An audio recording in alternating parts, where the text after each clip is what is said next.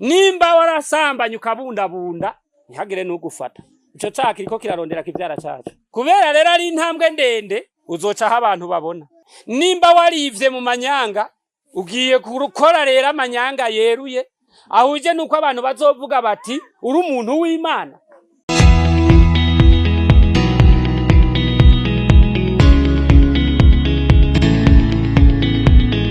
Ko baje nyuma twayidondeye ko nitwa Oscar Mpayokorera byoroshe kuba tukiriho kubera yuko dufise iminsi igenda iturega kuri bamwe nta numwe akomeye andi ata numwe akomeye rero nabigira ngo barakomeye nabo nyene tubona umenga imbere si heza.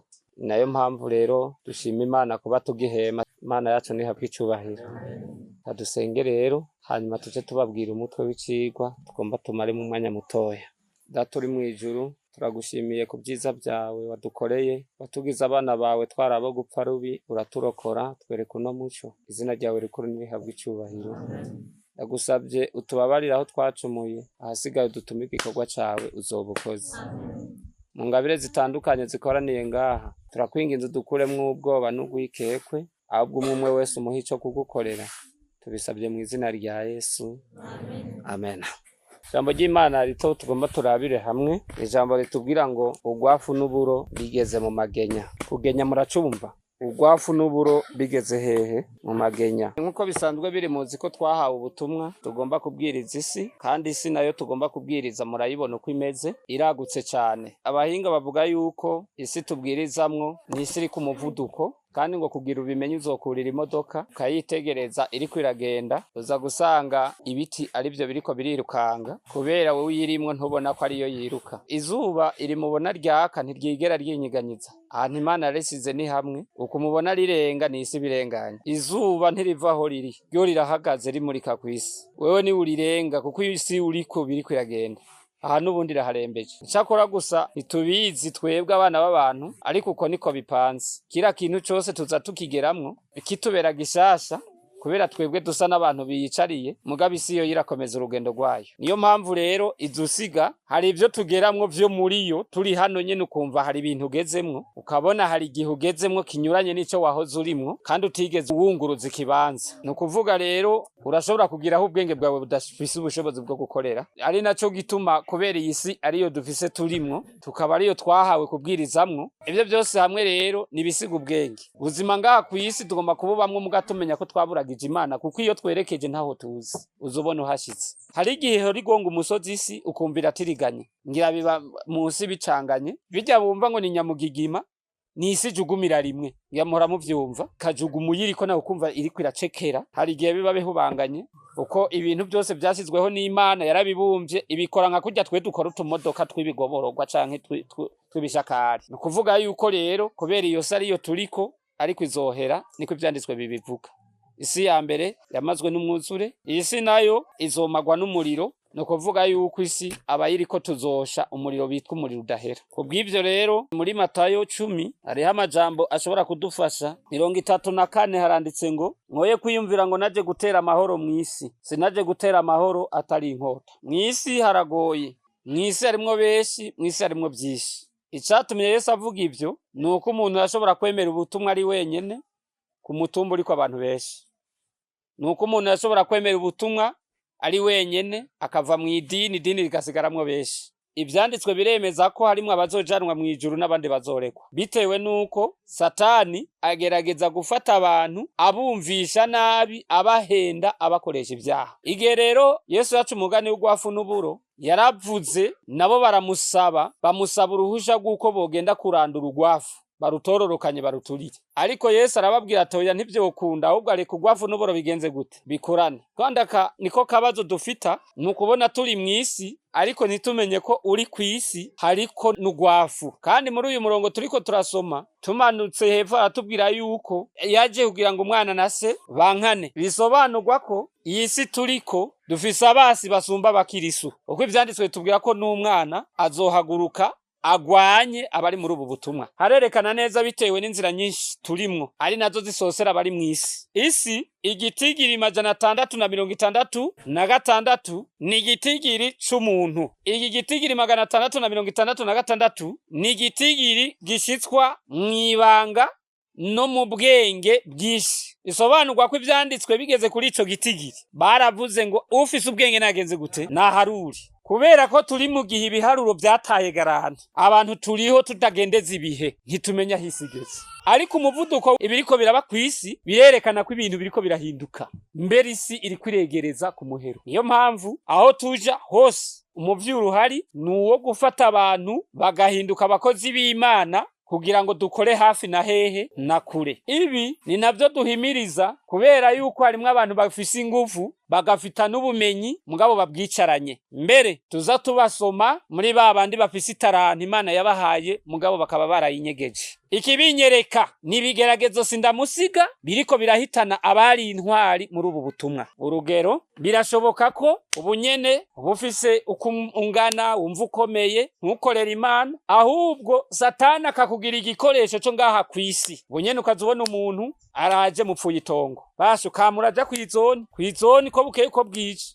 mbere ukoresha n'amajambo menshi usigura mbera nk'uriko arasigurira ishengero ati ndafise ibimenyamenya ingingo y'amajanaya kagendana impapuro nka brochure ziriko amadosiye. Hariho abantu muri mwebwe Imana yahaye agaciro mukitwa abantu mufise ivyo muzi, ariko bigiye gusoza ingufu mufise muzirishije amadeni amwe mukayarya mu mashira hamwe, mbere no kubagwamwe akabagwamwo mugahunga kacuza kuba mw'icumbi nk'amezi 3 canke umwaka canke imyaka, vyaba ngombwa uri umugabo Satani akaguhera y'umugore ukagwabuzu. Iki gihe rero nimba rugwafu ruriko rurera uko nagwo nyene ruragera ahantu rugashurika rukerekana ivyamwa vyago kwa rugwafu canke ari iki ari uburo. Ndazi ko ari abakenyezi iyo uri umugabo uvuze ati ngomba mbi ntumwa atakwemere, mugabo itariki yo kurongora uwundi mugore ukazoza wumva yashitse yaragiye kubwiriza uwundi mukobwa akamusigurira imirongo yo kumutwara, ukaza wikangura amufise n'amahugurwa yararangiye. Ugwafu rukaba ruragize gute rureze, kandi iyo ugwafu gweze n'ururo nago ruragenza gute rurera. Gusa kubera ko ibigeze mu kwera byose biba bikenewe guhunikwa, ushaka ubura araza akagenya uburo, ugwafu nago akarugenza gute akaruturira, kuko isi yo n'indimiro y'Imana. Turumvikana ibi bigeragezo mubona murimwo nibishobora kugukuramwo inzira zibiri nkuru, kukwereka ko Imana igukeneye ngo uyikorere, canke kukwereka ko ukwiye gukorera nde Satani, kuko izo nzira zose zigomba kuba zirahagaragara. Tugize iminsi tunigana n'umushatsi w'abakobwa n'abagore, aho bahaguruka ukamenga basomye mu vyahishuriwe n'igikoko cyose bakaremekako bakumvisha neza yuko umushatsi ari ukuwugenza uko bo bashaka. Amahugura y'abagore kugira umushatsi mwinshi nta wigeza yigisha. Iyi ntambara turimwo isa n'iri kwirerekana ugwero rw'ibintu byose vyatewe. Mugabo cagihe yaramababi gusa ntitwari bwamenye ugwafu niki n'ururo, ariko ubu turarubona ugwafu rurahari ruratanguye kwera. Icakora gusa rufise imizi yarandiye no mu buro ku buryo umomoye ruraza kuzukana niki n'uburo, kiretse nyene guturira nakora uko ashoboye kose akabanza gukuramwo uburo hanyuma ubwo gwafu rugaturikwa. Ariko kandi nyene guturira ariko ararungika ibigeragezo kugira ngo ivyinyegeje byose bishigwa hagize gute ahagaragara. Imana ihabwa icubahiro cyane. Muri ubu buryo ndabereka ko ivyigwa mwigishijwe biriko birasozerwa, impanuro wahanuwe ziriko zirarangira, harageze ko ugwagwa kandi ugwe neza kandi ugwe heza. Uko umuntu wese ikinogo yimvye nicagwamwo, kirazira guca mu yiharuye utazi uko yaharuye.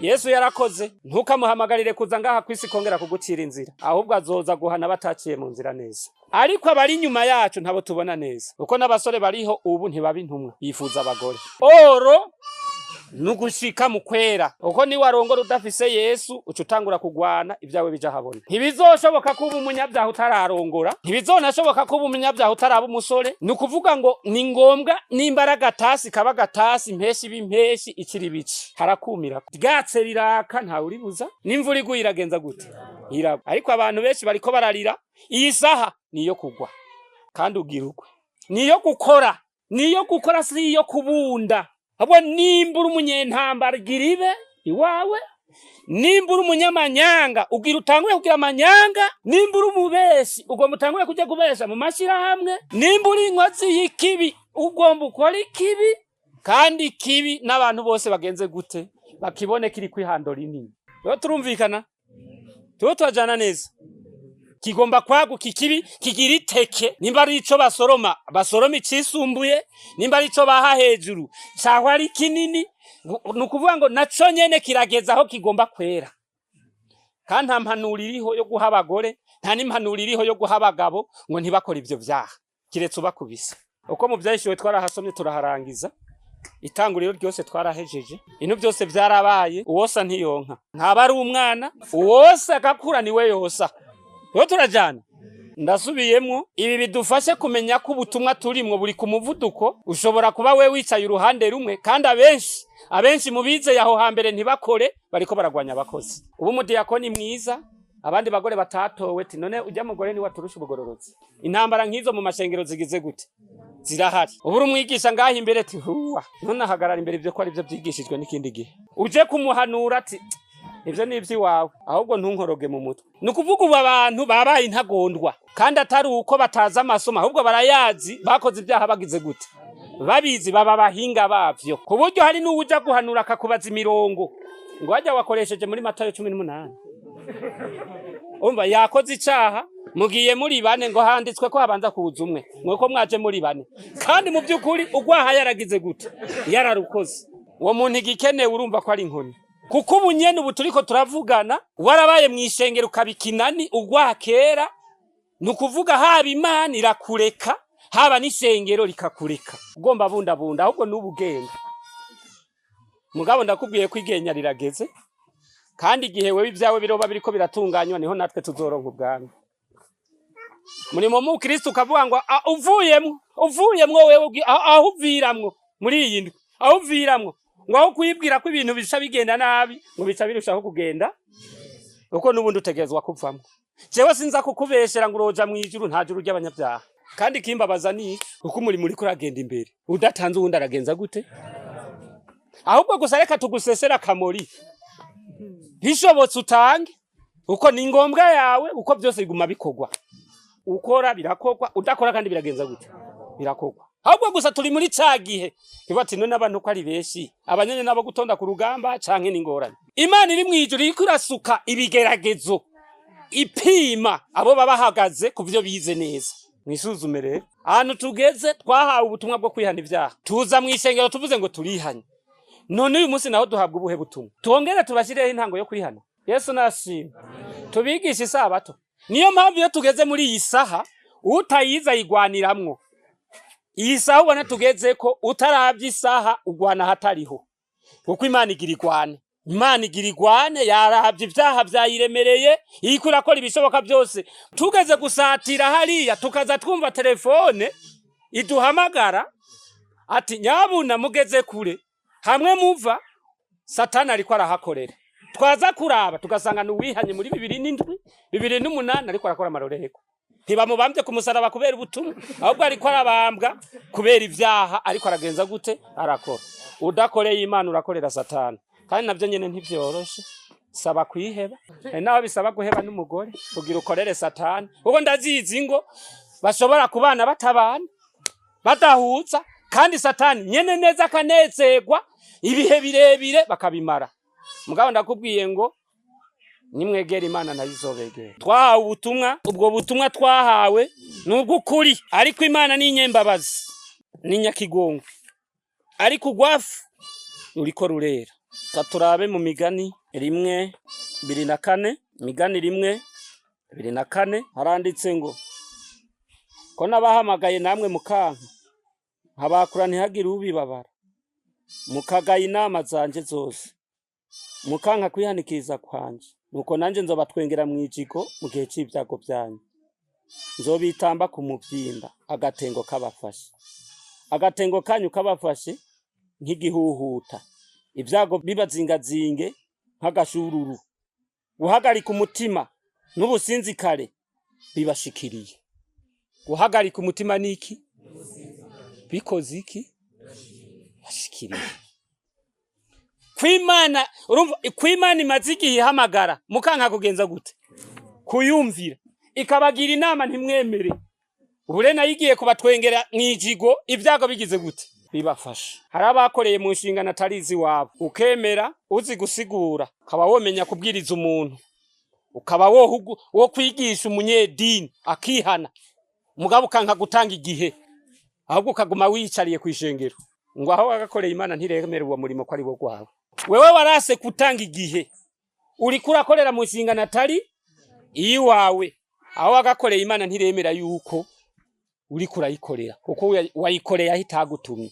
Kubera rero aho kuntu abanebwe bakora, iyo muri nk'abantu nka 200 mugiye gutonda ku kivi, bararaba ahantu hari ibintu by'ibishururu bihanda ngo yajemperera ino, akaca yihereza ahantu abona kumenga haza gusozera neza, yifuza ko abandi aribo baherera hahandi hagize gute hagoye cyane. Iyo ukoze nk'ivyo uba uriko urakorera ibidashoboka. Imana bisabwa kubuyibwira ngo nditavye ehegenza gute, ntuma ikagutuma hugize gute ahishaka. Paulo yaregereye abigishwa arababwira ingorane agira ari mu kivi, kugira ngo byanse bikunze izo ngorane agira icambere ivyo avuga bavyumve. Igize kabiri bamenya aho umurimo ugeze. Igize gatatu niyo vyashikira uwundi nawe amenye ko na mugenzi we vyagize gute vyamushikiye. Nabahe bagowe kumvo z'ubutumwa bwiza. Yumva yaraye adahuniye n'umugore baraye baraharira kumvo z'ubutumwa bwiza. Baraye badahuniye bavuga bati Imana nyambaga yemwe yotera imbere gute, nyamba yo kwambara gute, ukayiyumvira kukumva waraye udahuniye. Ahubwo abantu bariye ikigori biteze n'amateke n'ibijumba bazotera byo mu mwonga, imyonga yose umenye niyo baremye, baciye bibagira n'amasezerano yo kuva ngaha ngo tugere i Kanani. Yetse imvura itaze canke izuba rikaka ari ryinshi, niho bumva ko urugendo rw'iherezo rushitse. Ariko reka ndabibiri banga, kwisi ariko arakogwa ivyaha n'ibitarigezwe gukorwa. Ubicaha cyo gusambana cyabaye irasiyo y'umuceri n'igitoki, ni kuvuga yuko uba abantu bariko barakora icyaha cyo gusambana nkaho umenga barabatumyeko, barabangaje. Menga barabangaje. Uyu munsi turiko turavugana, ugomba ukora ibishoboka byose kugira ngo werekane imbuto ikuri mwiya. Kandi abihagaritse bakihagarika ahantu hatari wabo benena, abo umuravye ugira uravye bakorokeremwe. Nimba ukorokera mu butumwa neza canke ukorokeramwo hariya neza bigomba bimenyekana. Twese twe tugowe. Harabibwira yuko kuvugira Imana abidutera ingorane, twe nta n'ingorane dufise. Iyo ni miruho. Woshaka yokorera iki? Kuko Yesu ntiyaje gutera amahoro hehe kwisi, ahubwo icamuzanye nukugira ngo habemwo urwanko hagati y'umuntu n'uyundi bapfuye ukwizera. Ibitabo biratubwira neza yuko kazoza k'umuntu, haba wewe mwana, wewe nkumi, wewe musore, Imana atari igateguye, wewe wogategurira ubusa, zo kwa muriruka. Urabona umuntu yiruka mu musenyi aragerageza kinanata, mugabo musanga hahandi. Bane murarusha, ibimenyetso mbona nivyo barusha. Murarushe mugabo nta kundi vyogenda kuko mwakoze hadashoboka, mwakoze muri miraku. Uyu munsi turiko turavugana, ndongera ndababwire ko Imana ni kwimeze, ko yabakebuye namwe mukagenza gute. Nico gituma izobasekera hehe ivyago bibafasha. Abagalatiya 6:7 muri mugira urangire reka canke wewe ugira urangire, uko byose birarangira. 6:7 hati ntimuzimire, Imana yo nticokogwa, kuko ico umuntu abiba cose arico azokwimbura. Ubiba mu buryo bw'umubiri azokwimbura ukubora mu mubiri, ariko ubiba muri mpwemu azokwimbura muri mpwemu ubugingo budashira. Abari ibitungurusumu, abariye onyo, abanyoye amazi, mwarabayeho mu bundi buzima mukira ingwara, ariko ubu harageze ko ziza zikaze. Hamwe urya na nyasumu ntikora, ukanywa amazi iti ntibishoboka. Kubera ntabwo Imana ishaka kubaho uri umunyabyaha, ahubwo Imana yifuza ko abanyabyaha bera imbuto hanyuma bagapfa. Kuko naho uri umunyabyaha Imana ivuga ko wapfuye. Ingero y'icaha niki? Ntabwo muzozira ibyaha mugiye gukora, ahubwo muzozira ibyaha mwakoze kera, nivyo biriko birabatuma mukora n'ibindi no munsi. Hari ibyaha vyakozwe biriko birarondera bivyara vyavyo no munsi, nivyuzukuru. Nimba warasambanye ukabundabunda ntihagire n'ugufata, ico caha kiriko kirarondera kivyara cacu, kandi kiri mu kindi gihugu. Bisabwa kugihiga, kubera rero ari intambwe ndende uzocaho abantu babona. Nimba warivye mu manyanga ugiye gukora rero amanyanga yeruye, ahuje nuko abantu bazovuga bati uri umuntu w'Imana. Kumbe nuguhagarara ahantu utameye kuhagararika. Uko Satani hari utuyira yaciye, iyo tuhagazemwo ariko aratembera araguhitana. Abakobwa, abagore, abagabo, abasore nimuze muritemberera ku kagoroba, mwigira ku kagoroba hajya mu masaha y'umugoroba muca mwigira ku isoko, mwigira kwirigara, muba murarya kagi, mwitembereraho, Satani azobahitana hajya nyene. Nta kibazo. Hajya nyene. Tuca dusanga ahubwo niho bandurira ingeso mbi, kwirigara. Ntufise ubutike tugiye kurondera abakiriya. Ntufise n'amafaranga tugiye gusorora basi. Nimba ari gusorora hamagara abantu basororere. Aherena ningoga mutahe kare. Ahubwo ugiye kwirigwa inyempeme, uraba basindi ingumu, uraba n'ababoregwa bagwana nako, ukagumurorera wiruka menga n'uranza mbwambwa, baduguduga. Yesu nashimwe. Ngo muri ubwo buryo bwo gupfisha igihe ubusa, muri ubwo buryo bwo gupfisha igihe ubusa, ngo niho Satani nawe azozana filime yaho wogwa. Urumva hari ahantu uba Satani akakugura utabishaka, basha n'agahera kagari hati none bigende gute, kandi ndavye uko mumeze murabogukwa. Aho taha yagiye kubarondera ngo ataha tabatahanye, nimba ari uwo barondera neza akitanga, kubera ko Satani arafise intumwa zitanga gose. Muzosome Isirayeli tebeye ku rugabano Yorodani, ngo haciye haza ngo abagore bari kuri misiyo babatumano Satani arungitse, ngo baraza kugira ngo bakoresha Abisirayeli cyacu busambanyi, ngo baje ruto ruto bashikayo babanza kuganira, mahoro ni sawa ngo ari bigore byiza Isirayeli bitamenye iyo biva niyo bica, ngo mugihe abo kubajabutsa ngo bariko baragenda ngo basuzuma ngo barabaho baroca mu kujabuka, Abisirayeli nabo bariko barakora ngo icacu bushakashatsi cyo gusambana. Yesu nashimwe.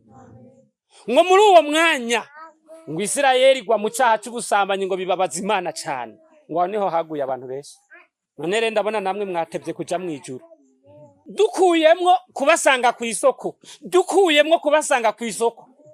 tubikuyemwo ahubwo abo bafise n'imigambi yo kubasanga ngaha mu makoraniro. Abantu mwosambana bafise umwanya ukwiye, bagenda n'ijoro bogo nkeshwe mwebwe bariko baraduga baza kubarondera, bazosanga ahubwo namwe mwamanutse kubarondera mugahurira hiyo kwande kumarigara. Nta bindi uwishize ku mutigiri barabaza ngo hanangahe. Ibi ndabibabwiye bitaraba, kuko benshi muri mwe mufise amaso ashobora gutuma muca hatariho. Ko ndabinginze namwe mukagenza gute? Mukanka, niko Imana ivuze. Ko ndabinginze mukanka, Imana izobatwenga ibyago bigize gute? Eka ndababwire ngo sida Imana yarayizanyishira mu bantu kugira ugiye gusambana nabo bayitwarane. Nubu ntibaraheba gusambana. Hari n'ibindi byago by'ingwara byagiyemwo, mugabo ahubwo byatumye baronka haboneka abanywanyi benshi. Kugeza isaha bakubwira ngo hako bapfa bipfuza zopfa baja ku bitaro. Uko barose uduheraho kudusangira n'abagore babo baca baza kudusangira na bamarayi. None rero usambanye na marayi uri umugabo ucuza kubikora n'umugore ukabikorana n'abandi ukasusanga igihugu cyose uragize gute? Uracisha. Ayo n'amahirwe n'amagogo. Imana ntizigera yemera izo nzirakarengane zikwegegwa imigera, ahubwo kubera ko ivyo byago byagwiriye hakaba harimo n'abazira ubusa, aya marira abantu barira ni ukuvuga Imana iri kwirerekeza ibintu byose ku rwero rwabyo. Abantu bazokugwa ku isi ari umwanda, uzobukora ibintu n'abantu vyaruvuga ati ico butuhagapfa kava, hazobura amahoro ku isi. Nuwo Imana izoza kubikuraho byose byibujije amahoro. Abo bakanye bariko bararira ati kirarinda gipfa, nawe ubwira ikigore cyawe ati urorinda upfa. Imana iraberera isange bose bipfurizanya gupfa, ije bati ibyo mwavuze reka ndabishire hehe. Inda zohagarara ku munsi w'Uhoraho. Je kwihana ni jambo umuntu yarakwiye kuvuga rimwe, abantu bakaca bumva bose bo kwihana. Iturinda guhenda mwumva ngo taza ngurara abantuze n'ukuri, ngurara abantuze n'ukuri, nda ntiwavyumvise. Ahantu uri kuravyumva neza. Imana tuyisabe idufashe turinde ibyaha n'ibyago mu izina rya Yesu. Amen.